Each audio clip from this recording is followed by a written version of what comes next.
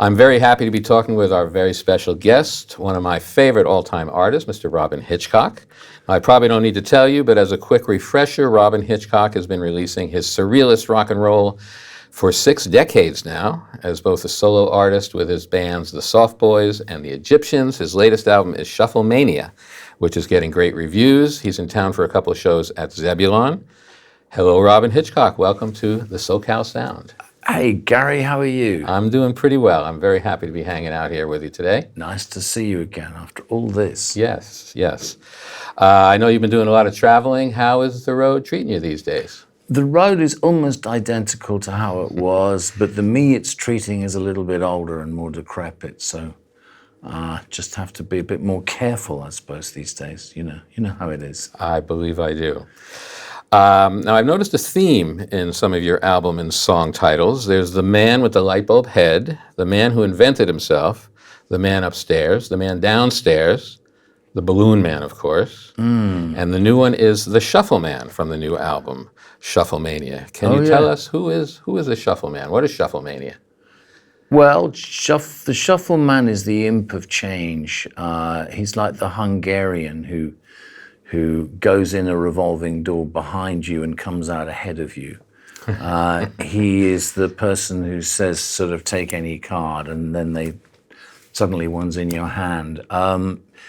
He's a trickster, he's a joker, a sort of con man, but he's also someone you've got to kind of stay on the right side of. It's like the old gods, you had to kind of propitiate gods. Gods, generally, you're advised to sort of treat carefully and with respect. You don't have to make sacrifices to the shuffle man, but you kind of, like all these things, they all want to be acknowledged and sort of flattered and whatever, and then maybe fortune will smile kindly on you. But the shuffle man is it's almost like the Joker.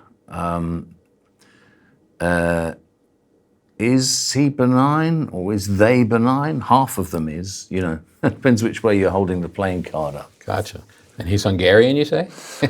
Oh, that saying is about Hungarians, that Hungarians are tricky. They'll go in a revolving door behind you and come out ahead of you. They're just sort of prestidigitation they can do.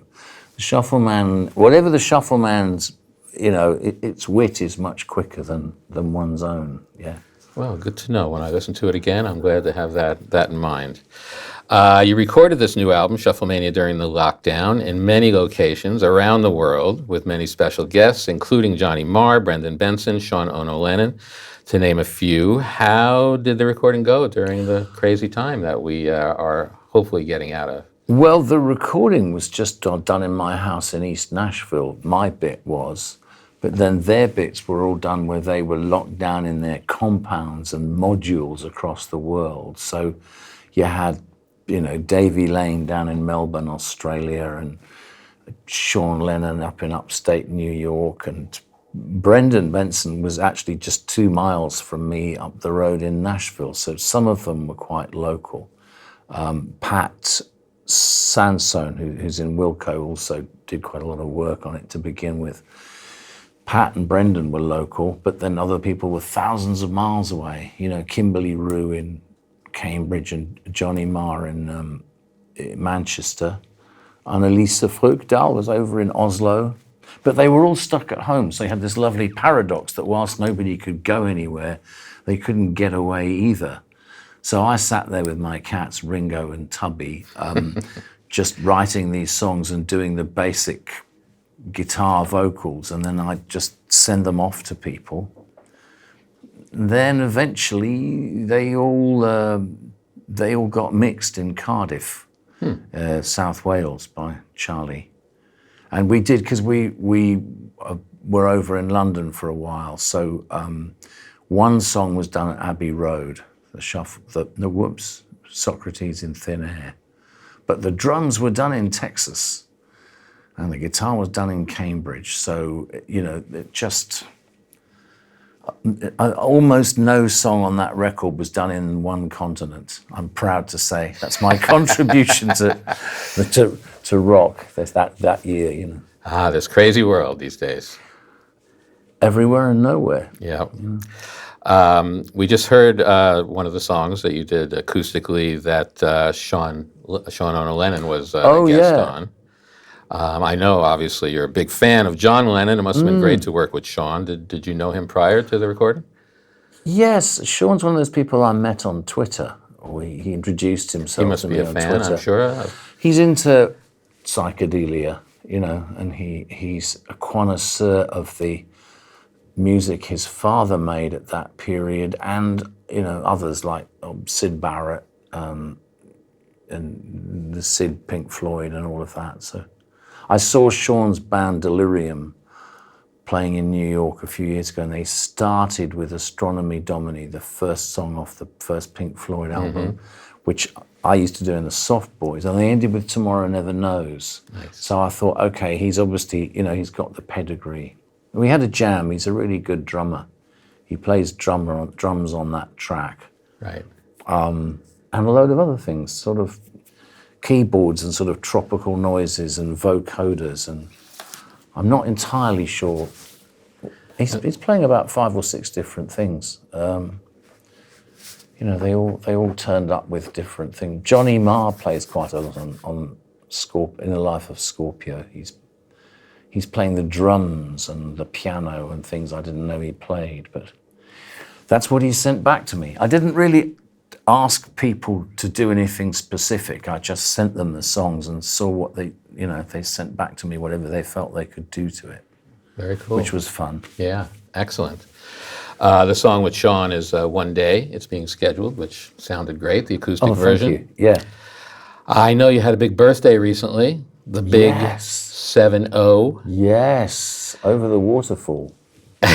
And you seem busier than ever. In addition to the new album and tour, you have a new all-instrumental album coming, a book of lyrics, new recordings regularly from your Patreon group each month, which I'm proud to be a member of.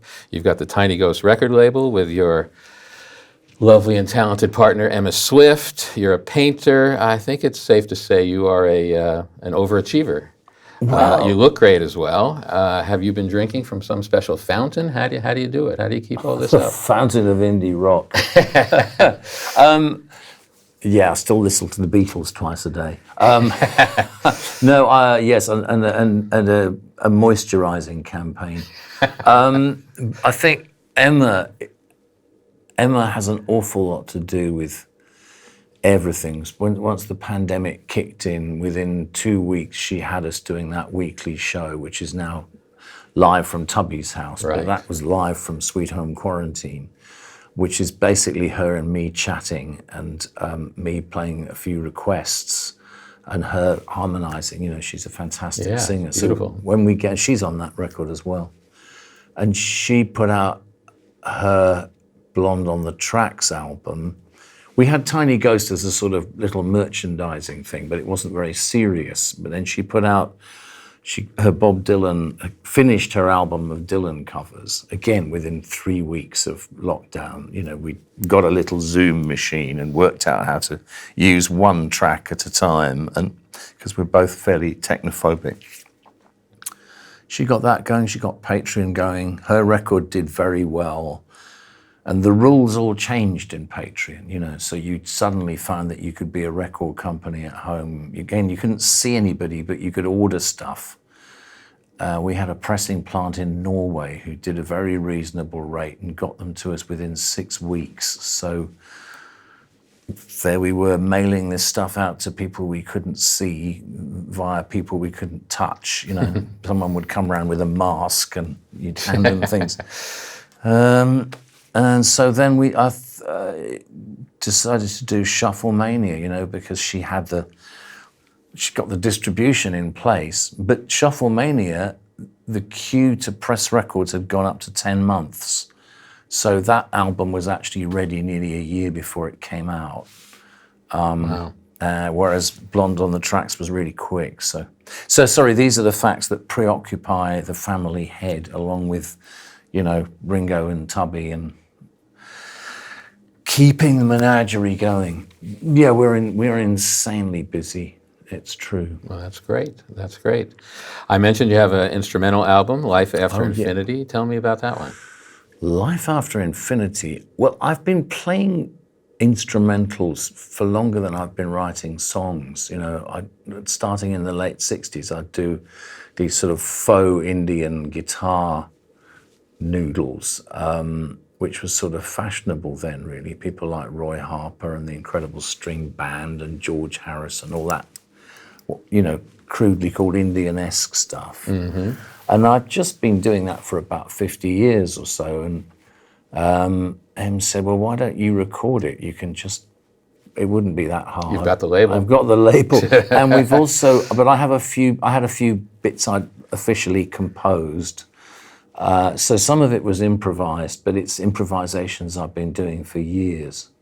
And others are little pieces I wrote. But I also think it's quite good to take words out of the picture, because you can confuse, or I can confuse people very easily with words. Maybe it's my special gift. But you take away the words, people can't really, they can't read it wrong. I mean, either they like it or they don't, but it's just on a primal level. So I wanted to see how people would take it and what it would do for them.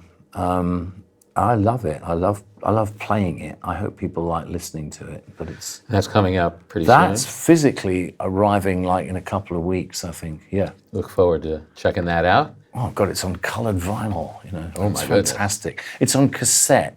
Wow. I think one of the fun things that Emma has discovered, or you know, we both share this. It's just, oh man, we're going to do 100 cassettes. Yes. Is anyone going to buy this? You know, it's really. Every time, you must have noticed this in the business, every time something is about to become completely obsolete, it becomes a fetish. You know, with the cult of the cassette and now the CD. And, you know. Well, I look forward to hearing that. I'm sure it'll be coming soon. I know you are a great lover of rock and roll history. You've talked eloquently about your love for Syd Barrett, the Beatles, Bob Dylan. You know, I feel you're like a big fan, just like all of us. Yeah. Now you're on tour. What's playing on the cassette player in the van these days? Well, actually, I wish it's Bart, who's driving the van at the moment, was playing all instrumentals actually yesterday, and then when we got to what's the range of mountains at Bakersfield called? The Great Divide. You know, there's little mountains. The Mount Bakersfield. You know, that where Western swing came from centuries ago. That moved over to the Byrds, so we had Byrds for the last hour and a half. The Byrds? The Byrds. Stuff I'd heard, stuff I'd never heard. You know, Crosby recently passed away, and he was a really good singer. It wasn't always his own best publicist, but he was actually an extremely talented guy, probably the most interesting musical member of the Byrds. Even if McGuinn's sort of stamp of the 12-string and things was the signature, but I loved all that. So but I very seldom get to play with the band, because Kelly Stoltz is opening the show. He's also one of my favorite songwriters, based in San Francisco. He's also playing drums in my outfit, which includes Kurt Bloch from the Young Fresh Fellows and the Fastbacks, and Scott McCoy's gang up in the Northwest, you know, and Bartholomew Davenport from way down here in LA, who appears in all sorts of places. So it's just coalesced, this three-piece. So we're going back from, you know, soft boy stuff up to shuffle mania. Funny thing about this business, particularly when you actually get into the rock and roll bit of it, the bit of things I can't even see. People have to plug things in for me now. I can't lift amps. I just pulled my back, you know, and so I'm pretty at other people's mercy, but people always seem to step in. So somehow I'm still up there playing this stuff. And rock and roll is definitely an old person's game now, you know. somehow there's always those people 10 years ahead of you who are still there, and they've gone over many waterfalls. But, Jagger, Richard, Dylan, McCartney, Ringo, Rod Stewart, they're all a decade older than me, and they're still... The Who? I just saw The Who recently, yeah. How was that? It was great. It was really good. Dolce sounded good. Pete was on fire with his guitar. Really? Yeah. Does he still do the windmill with the arms? He does the windmill occasionally, not quite as ferociously. No smashed guitars or anything like that, but he was definitely having a good time up there and sounded great. They're putting out a live album. I don't know that really? I need to have a new live album from The Who, especially after some of the live albums they've done in the past, but the show was great. The show was a lot of fun. Wow. I heard they didn't do anything before Tommy. Is that right? Somebody saw him. That could be true. I don't recall any of the older tracks. I saw him about 10 years ago, and they were still doing a couple of things up. Oh, like Anywhere, Can't Explain, those sorts. But classics. Yeah, well, I remember Dolce saying in Cream magazine. Did you ever read that? Yes, in the 70s? It's back. They're up and running again. Are they? Cream, yeah. Wow. God, I remember just a quote from Dolce saying, "We'll be rocking in our wheelchairs." And at this point, they were probably 32, 33, It's interesting, those guys in their 30s were saying, how they're getting older and, and now it's, 30, 40, 50 years later, 40 years later, they're still rocking. Yeah, I mean, they got Bart and Kelly, the guys in my band, I think of them as the young guys, but they're both over 50. So, it really is senior citizens parade. Yes. I have a question from a listener. Oh, yeah. A question from Jeff B. from San Clemente, California. I believe I might enjoy Robin's surreal and hilarious between-song banter as much as his songs. As a performer myself, I want to be able to do this too. How do you do it? How do you tell these stories that you come up with at your shows? It's just mind-blowing. I think it's going on all the time, but most people can't access it. I mean, I've only ever been me in this life, so I don't know how other people think. But the mechanism that creates dreams, which seems to be an almost random mental process, because dreams are so irrational, they seem to have so little connection to the way people normally live. I think it's going on the whole time, and I've just accessed it so much. I've got a very thin line between my conscious and my unconscious. So this means I'm really bad at filling in forms and tax returns. I can't drive. There's lots of things people could do that I can't. It's really difficult for me to do that. Bank transfers and things. But I can access just what's going on in the back of my head. And if you're on stage, you get a bit of adrenaline. So it's not like I walk up to the cactus and start ranting at it or anything, But I, in a funny way, I think it's a thing you can just sort of practice and you get used to it. But it is, I've got a very thin portal. Well, it is truly amazing what you do up That's there. the truth, Jeff. Yeah, all right.